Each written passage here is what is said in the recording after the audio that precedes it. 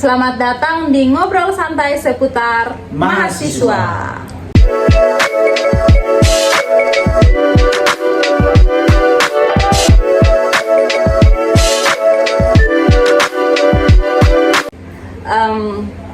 Tempat di mana kita akan membahas isu dan pengalaman menarik seputar dunia pendidikan.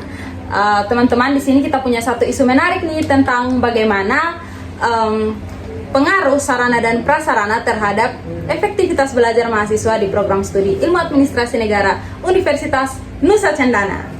Oke, jadi sebelum kita masuk dalam inti pembahasan, di sini saya sudah bersama dengan 4 orang narasumber. Di sini ada dengan saya Joaquin Elasar Bengkio. Saya Martin Slede. Halo, saya Wilfried Adrian Mitarae. Halo, saya Miguel Amos Kamisa.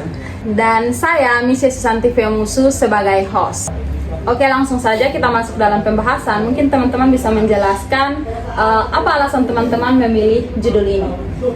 Oke, Mise, di sini motif kami itu muncul dari pengalaman belajar kami sendiri. Kami menyadari bahwa fasilitas di kampus terutama LCD, WiFi, dan AC seringkali menjadi kendala dalam belajar. Misalnya LCD yang kurang membuat kami kesulitan untuk melihat materi yang dipaparkan dosen, apalagi kalau dosennya menggunakan materi berbasis multimedia. Kemudian WiFi yang lemot susah buat akses materi belajar online, belum lagi AC yang rusak di beberapa kelas bikin panas dan kurang nyaman. Nah, dari situlah muncul ide untuk meneliti dampak keterbatasan fasilitas ini terhadap proses belajar mengajar. Wah, pengalaman yang sangat relate nih. Terus bagaimana menurut teman-teman, apa saja contoh konkret mengenai keterbatasan fasilitas yang paling berdampak terhadap motivasi belajar mahasiswa? Oke, Misha, di sini kita seringkali kesulitan mencari informasi dan akses sumber belajar karena koneksi WiFi yang lemot. Padahal di zaman sekarang informasi berkembang cepat dan mudah diakses melalui internet. Selain itu, kondisi AC di beberapa kelas yang masih sering rusak dan bikin cepat lelah dan kurang fokus saat belajar. Seringkali kita ngantuk dan malah jadi nggak enak mood untuk belajar. Wah, benar juga sih Joaquin. Memang kalau keadaan kelas itu sangat mempengaruhi bagaimana proses belajar mengajar dalam kelas itu. Nah, kalau menurut teman-teman sendiri, setelah melakukan observasi langsung di lokasi kampus, apa pengalaman yang teman-teman dapat di sana? Oke, Mise, sebenarnya fasilitas yang ada di kampus tuh, apalagi terutama di program studi kita punya, itu tuh sudah sangat cukup. Hanya kondisi saja yang masih kurang optimal. Misalnya itu tuh ada beberapa papan tulis di beberapa ruangan itu sudah mulai rusak. AC juga tuh beberapa tuh tidak berfungsi dengan baik. Dengan ada juga jumlah LCD itu tidak sesuai dengan jumlah ruangan kelas kita. Hal ini nih yang menjadi penghambat buat kita menikmati proses belajar yang nyaman dan efektif. Yang paling khawatirkan lagi itu ada satu ruangan kelas di mana plafonnya itu sudah jebol, dan tiang-tiangnya sudah keropos. Takutnya pada saat kita sedang kegiatan belajar mengajar ini dia runtuh. Ini menjadi salah satu permasalahan yang dapat mengganggu kegiatan belajar mengajar di kampus. Kalau melihat dari apa yang sudah teman-teman sampaikan tadi, kondisi fasilitas di Prodi Ilmu Administrasi Negara ini memang masih sangat jauh dari kata ideal ya. Lalu melihat masalah ini sendiri, menurut teman-teman apa solusi yang teman-teman tawarkan untuk mengatasi masalah ini? Oke, Mise, sebenarnya kami sudah merumuskan beberapa saran. Ada 3 saran. Saran yang pertama, program studi harus melakukan evaluasi rutin terhadap kondisi fasilitas dan mengalokasikan anggaran yang cukup untuk perbaikan dan pemeliharaan.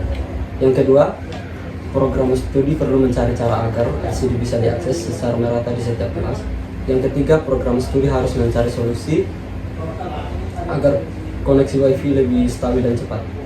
Yang penting, program studi juga perlu memperhatikan keamanan dan kenyamanan ruang kelas, terutama kondisi plafon yang hampir roboh. Wah, saran yang sangat bagus ya teman Marti. Selanjutnya, apakah teman-teman selama dalam menjalankan penelitian ini, apakah ada kendala yang teman-teman hadapi selama masa penelitian ini?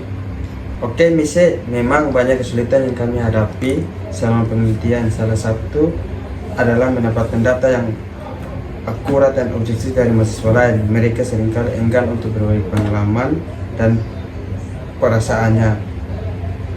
Dan keterbatasan fasilitas di kampus mungkin takut kena hukuman dari pihak kampus. Kemudian ada juga kesulitan dalam mengumpulkan data, dokumentasi yang lengkap karena beberapa data tersimpan di arsip yang sulit diakses.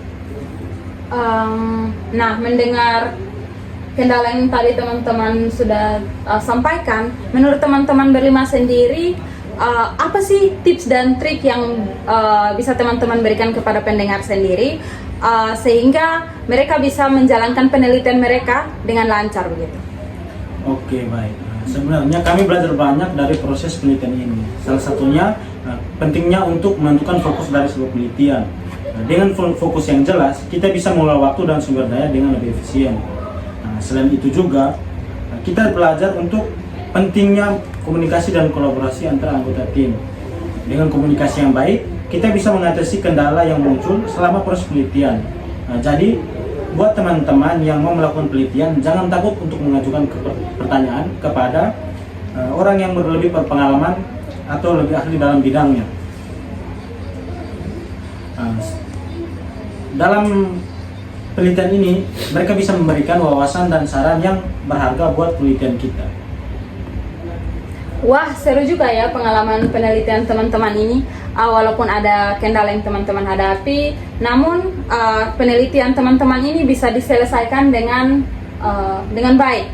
Nah, untuk teman-teman semua yang juga mau memulai penelitian, jangan pernah malu untuk bertanya ya, karena seperti kata pepatah, malu bertanya, sesat di jalan. Oke, jadi di akhir pembicaraan kita, terima kasih ya untuk 4 narasumber yang sudah meluangkan waktu untuk berbagi cerita dengan teman-teman semua. Semoga apa yang tadi sudah disampaikan bisa bermanfaat untuk kita semua. Dadah! Sampai jumpa di podcast selanjutnya. Dadah.